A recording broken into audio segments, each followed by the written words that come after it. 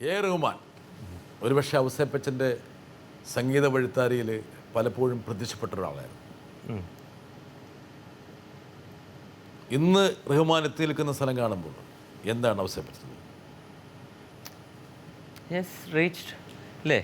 റഹ്മാൻ ഇന്ന് എനിക്ക് തോന്നുന്നത് ഇന്ത്യയിലെ ഒരു സംഗീതജ്ഞന് എത്താൻ പറ്റാവുന്ന ഏറ്റവും ഉയരം ഇന്ന് ഈ ലോകത്ത് ഒരു ഒരു ഒരു പരിധി നോക്കി, സംഗീതത്തിൻ്റെ ഒരു പരിധി വെച്ച് കഴിഞ്ഞാൽ അതിൻ്റെ ഏറ്റവും ഉയരത്തിലാണ് റഹ്മാൻ എത്തിയത്. കീബോർഡ് വായിച്ചിട്ടുള്ള ആളാണ്. എനിക്ക് കീബോർഡ് വായിച്ചിട്ടുണ്ട്. വളരെ ചെറുപ്പം തൊട്ട് വാർ ട്രൗസർ ഇട്ട്, നമ്മൾ സാധാരണ ഭാഷയിൽ പറയില്ലേ, വള്ളി ട്രൗസർ ഇട്ടിട്ട് വന്നിട്ട് എനിക്ക് വന്ന് കീബോർഡ് വായിച്ചിട്ടുണ്ട്. അന്ന് വിചാരിച്ചു ഈ റഹ്മാന് ഒരു സംഗീത സംവിധായകനാകുമെന്ന് അന്ന് വിചാരിച്ചില്ല. അന്നൊന്നും നമ്മൾ വിചാരിച്ചില്ല. പക്ഷെ പിന്നീട് എനിക്ക് തോന്നുന്നത് റഹ്മാൻ ഒരു 20-25 വയസ്സിൻ്റെ ഇടയിലുള്ള റഹ്മാൻ്റെ, അതായത് അന്നത്തെ ദിലീപിൻ്റെ ആ ഒരു എന്താ പറയുക, കീബോർഡിൻ്റെ ആ ഒരു ഇൻഫ്ലുവൻസ്. അന്നൊക്കെ ഞാൻ പൊതുവെ കന്നഡത്തിലായാലും തെലുങ്കിലായാലും അവിടെ ഇവിടെയൊക്കെ വയലിൻ വായിച്ചുകൊണ്ടിരുന്ന കാലമാണ്. അവിടെയും റഹ്മാൻ കീബോർഡ് വായിക്കാൻ വരും. പക്ഷേ അവിടെയൊക്കെ എന്ന് പറഞ്ഞാൽ പലപ്പോഴും കണ്ടിരിക്കുന്നത് സംഗീത സംവിധായകൻ പാട്ട് പാടിപ്പോകും.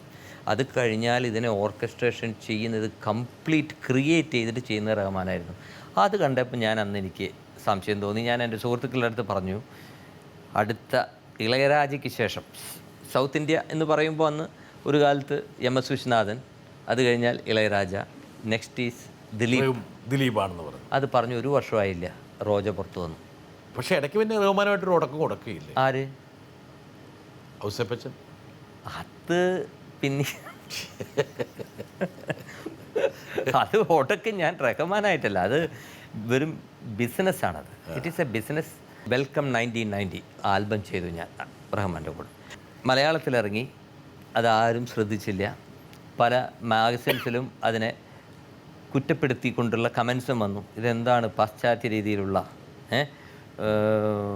സംഗീത ഉപകരണങ്ങൾ, കാരണം കീബോർഡിൽ നിന്നാണ് ഉപയോഗിച്ചിരിക്കുന്നത്, അതിനെക്കുറിച്ച് മോശമായിട്ടൊക്കെ എഴുതി. പിന്നെ അത് ആരും ശ്രദ്ധിച്ചൊന്നുമില്ല. അതേ ആൽബം, അതേ ട്രാക്സ് എടുത്ത് അതിൽ തമിഴ് വരികൾ വൈരമുത്തു എഴുതി. എനിക്ക് തോന്നുന്നത് ഉണ്ണി തന്നെയാണ്, ഉണ്ണിയലാണോ അല്ലല്ല, SPBയും എസ് ജാനകിയും. മലയാളത്തിൽ പാടിയത് ഉണ്ണിയും സുജാതയാണ്. അവിടെ SPBയും എസ് ജാനകിയും പാടി ഒരു CD പുറത്തിറക്കി. അതിൻ്റെ പുറത്ത് സംഗീതം AR റഹ്മാൻ. അന്ന് AR റഹ്മാൻ സംഗീത സംവിധായകനായി ജെൻറ്റിൽമാൻ ഇറങ്ങിയ സമയം ഞാനും പോയിട്ട്, അപ്പോൾ അതിൻ്റെ പേരെന്തെന്നാണ്, അന്തിമാലൈ ആ CD. ഞാനും കടയിൽ പോയിട്ട് വാങ്ങിച്ചിട്ട് പേര് നോക്കിയപ്പോൾ സംഗീതം AR റഹ്മാൻ കണ്ടവയ്ക്ക്.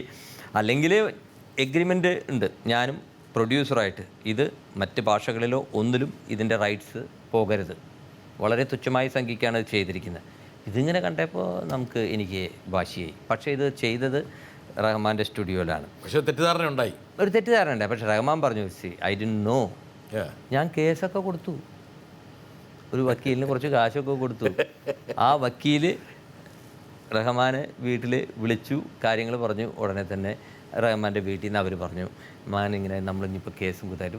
ഞാൻ പറഞ്ഞു, ഇറ്റ്സ് ഓക്കെ, നിങ്ങൾ അറിയാത്ത കാര്യമാണ്. പക്ഷേ പെട്ടെന്നുണ്ടായ ഒരു ആവേശത്തിൽ എൻ്റെ അടുത്ത് എല്ലാ സുഹൃത്തുക്കളും, എൻ്റെ മറ്റു സംഗീതജ്ഞരെല്ലാവരും പറഞ്ഞു, നീ കേസ് കൊടുക്ക്. റഹ്മാനെതിരല്ല കേസ്, മനസ്സിലായി. പാർട്ടായി മാറും. അപ്പോൾ he will also be involved. അപ്പോൾ റഹ്മാനാണെങ്കിൽ ഭയങ്കര ഒരു ഹൈപ്പ് കിട്ടി നിൽക്കുന്ന സമയമാണ്. അപ്പോൾ ഇങ്ങനൊരു സംഭവം വന്നാൽ അത് കുഴപ്പമാവും. His mother actually requested me, നമ്മൾക്കത് ദയവ് ചെയ്ത് അത് ഒന്നാമത് അവർ വേറെ ഈ ഒരു ബിസിനസ്, നോർത്ത് ഇന്ത്യൻ പീപ്പിൾ, അവരൊക്കെ ആയിട്ട് നമ്മൾക്ക് ഇത് നടത്തിക്കൊണ്ട് പോകാൻ പറ്റില്ല. They are very tough guys എന്നൊക്കെ പറഞ്ഞ് എന്നെ നിരുത്സാഹപ്പെടുത്തി സ്നേഹപൂർവ്വം. അങ്ങനെ അത് മാത്രമല്ല, റഹ്മാൻ ഉടനെ തന്നെ എല്ലാ തമിഴ് പത്രത്തിലും എഴുതി, ഇത് അന്തിമാലൈ സംഗീത സംവിധാനം നിർവഹിച്ചിരിക്കുന്നത് മലയാളത്തിലെ music director Ouseppachan. He gave a not.